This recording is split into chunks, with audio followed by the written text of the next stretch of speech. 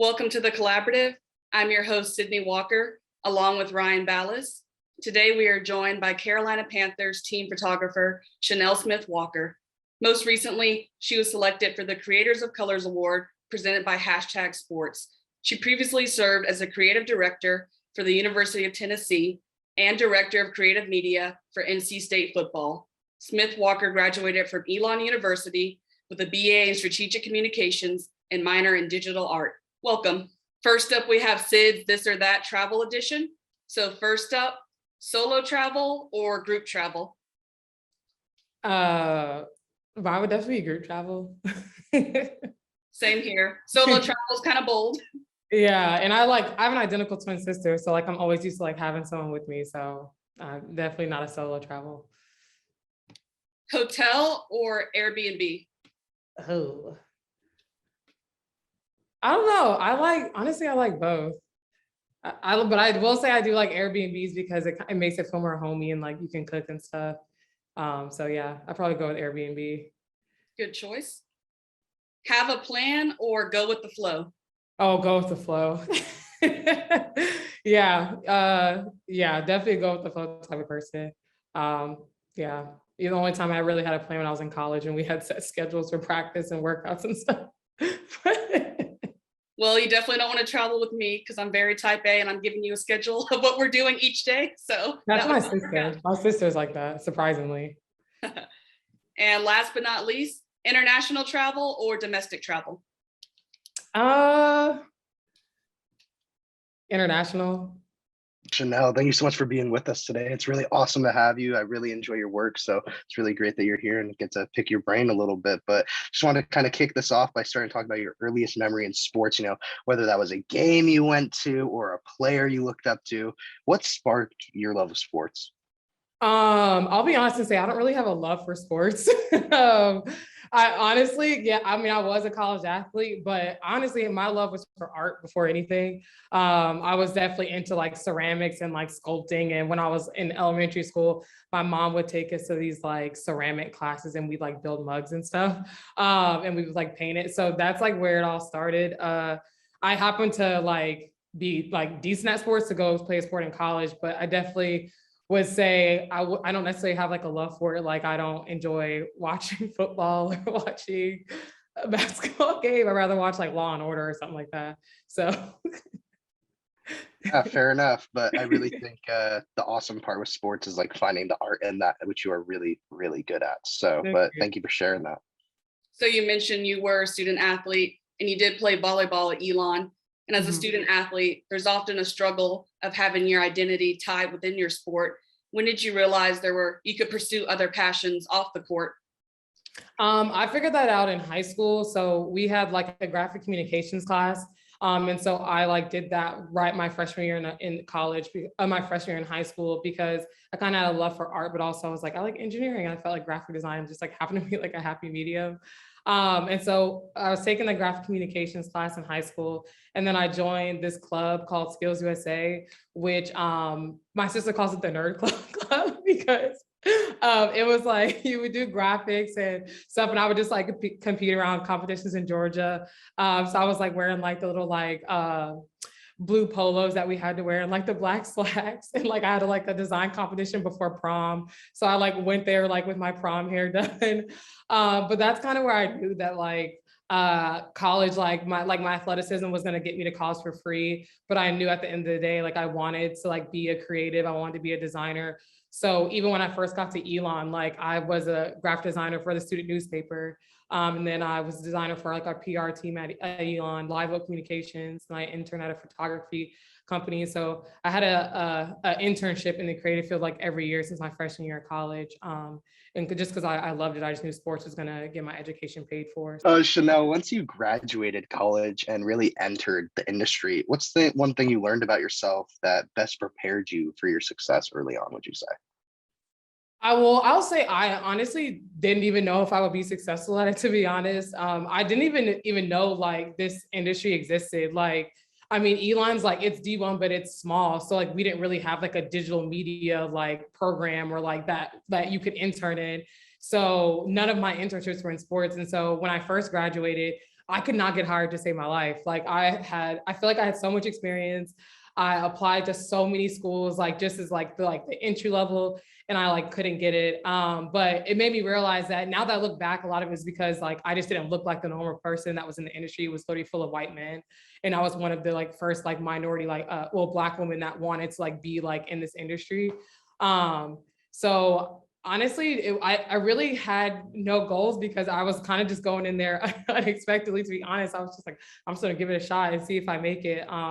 So that's why I ended up like I worked at this place called Team Connection. It's kind of like a bootleg East Bay. It was literally miserable. I was doing like catalog designs and digital emails and stuff like that. It was honestly horrible. But like, so shout out to anyone that does that, because I had to like cut out like 75 different colors of one t-shirt, and I like it was awful. But anyway, so then I was there for like 6 months.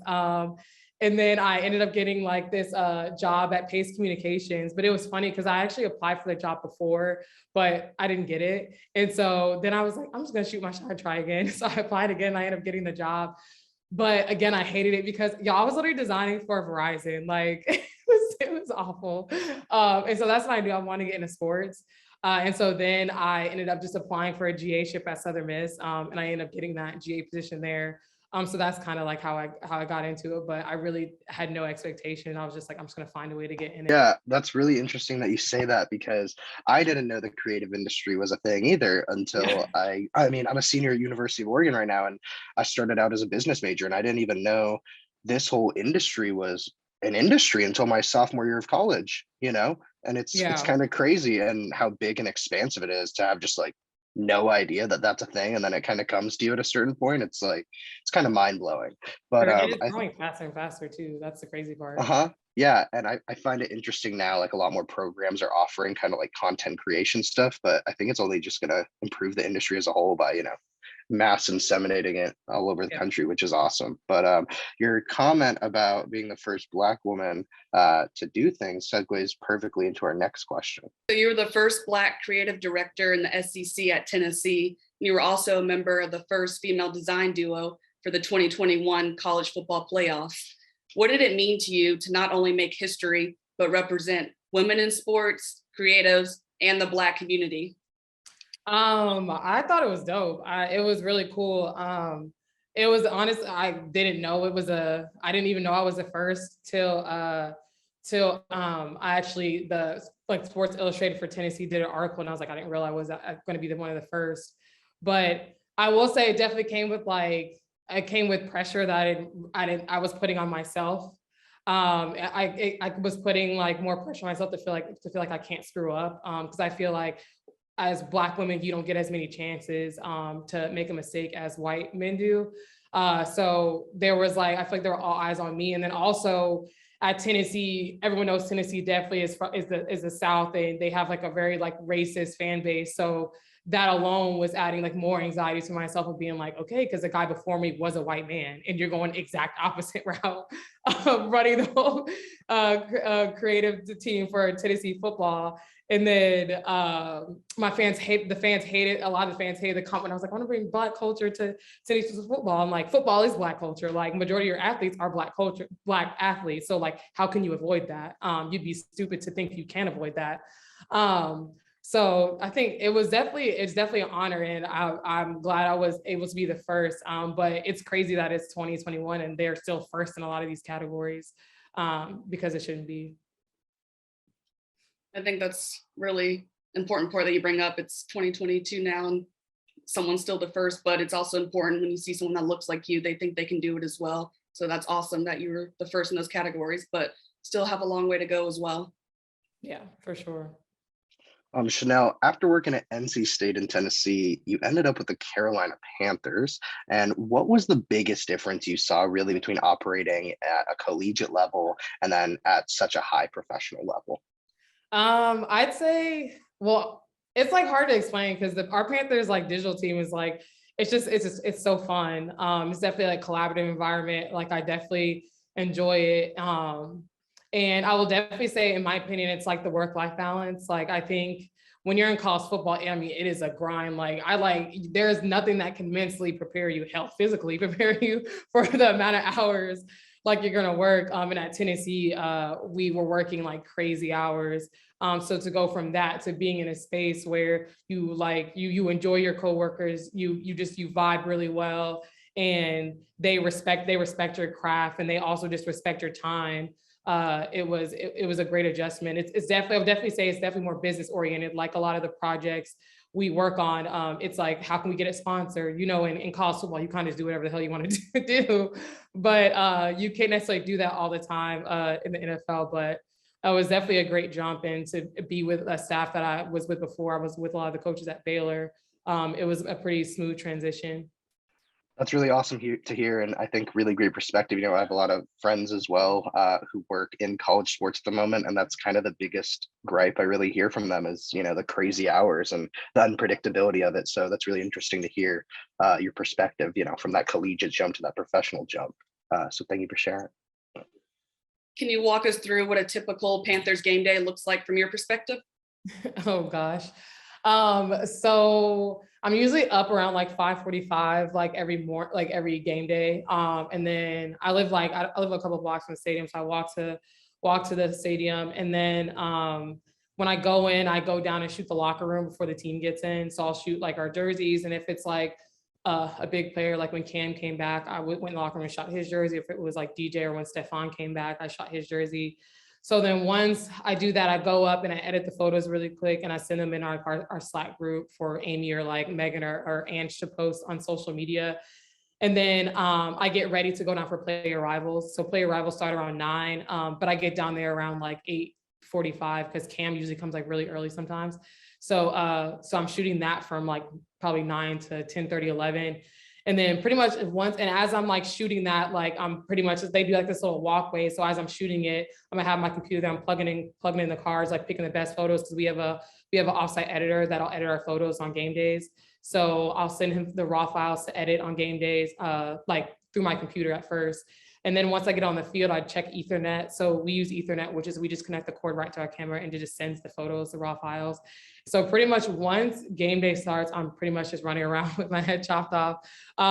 It's like we'll meet every Friday morning and we'll just kind of go over anything that I need to focus on. So if it's pregame, like for example, when Cam came back, my main focus is getting out there, getting him with his prayer, him running around the field. And once I get that, I'll send it through Ethernet for our editor to edit, push it to Amy, and she'll post on social media. So that's pretty much how it goes. It's me just shooting and running, editing, going in the tunnel, doing player runouts, national anthem, game action. And then once the game's over, I'm either going in the scrum to get like the jersey swaps, or I am like by the tunnel getting like a reaction photos. And if you win, I go in the locker room and shoot video of like player celebrations and stuff like that. Pictures worth 1,000 words, as they say, and being a team photographer, you're able to capture, like you said, so many special moments. But is there one picture that you felt really encapsulated a player's story or their emotions really well, that you felt like, like that one I am really proud of, like that is an awesome photo? Besides the Keith one, it's the other one that I posted on my Instagram. So it was, I feel like we were in Buffalo when it was cold as hell, and you could see like the American flag like in the background, but you see one of our players, like he has his hand on like his heart, and then you have the other one holding the Black Power fist, and the other one's kneeling, but they're all in a triangle. And then you have Brandon Zilcher, who's right behind Amir, who's kneeling. He has his hand on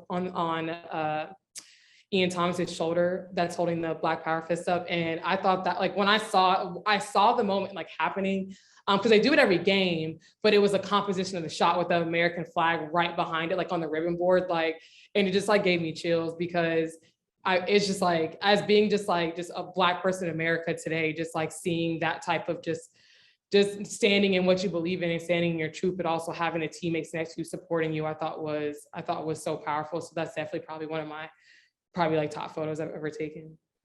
Yeah, that's super cool. And I saw that picture you took that you posted. So yeah, it's really awesome. It was a fantastic picture. But like you just said, I think it's really awesome when you're able to capture like that very special moment. You know, like you said, happens every game, but it was like this one Yeah. time in Buffalo when it was cold as shit. Like that's when I got the picture. And I think that's super, super awesome. So thank you for sharing that. Lastly, what is the best piece of advice you've received that's helped you stay true to yourself in your career so far? It was kind of advice, it was more of a question that said, like, do you face your fears with curiosity? And that was probably one of the things that I thought was just interesting because I feel like with now that I'm in this role, I mentor a lot of like young designers and photographers, and they're always like scared to like move somewhere by themselves, or they're scared to apply for their job. And I'm just like, who gives a shit? Like, if you get no, like, who cares? Like, what are you scared of? Like a no? Why are you scared of a no? Like, you're gonna get no's. Life is not full of all yeses. So I will say that was probably the biggest thing, is always like face your fears with curiosity. But I will say one thing I'll say is just maybe also just advocating for myself. Being a woman and being a Black woman, and also like I look a lot younger than I am. Like people tend to just like almost try to like either doubt your experience or doubt your ability to do your job correctly. So you're having to advocate for yourself, and don't be afraid to be like, I deserve more. And that definitely I've had a lot of talks with Jen, who's actually on the call, where I literally call her and was like, Jen, what should I say? How should I handle this? And she was like, who gives a shit? Like, ask some more. Like, you deserve it. Like, you worked your ass off for it. Like, if it was a white man, he would do it. So I'm like, you know what? Like, I gotta let my boss drop it. Just advocate for myself. So definitely say that's one of the advices I got from Jen. So yeah. I honestly love the first part of that. You said it was more of a question. Do you face your fears with curiosity? I absolutely love that. And I always say the worst thing someone can say is no. If they do say no, they'll point you in the right direction. And I love how you said advocate for yourself, because that's really the best thing you can do at the end of the day. So I really appreciate you saying both of those things.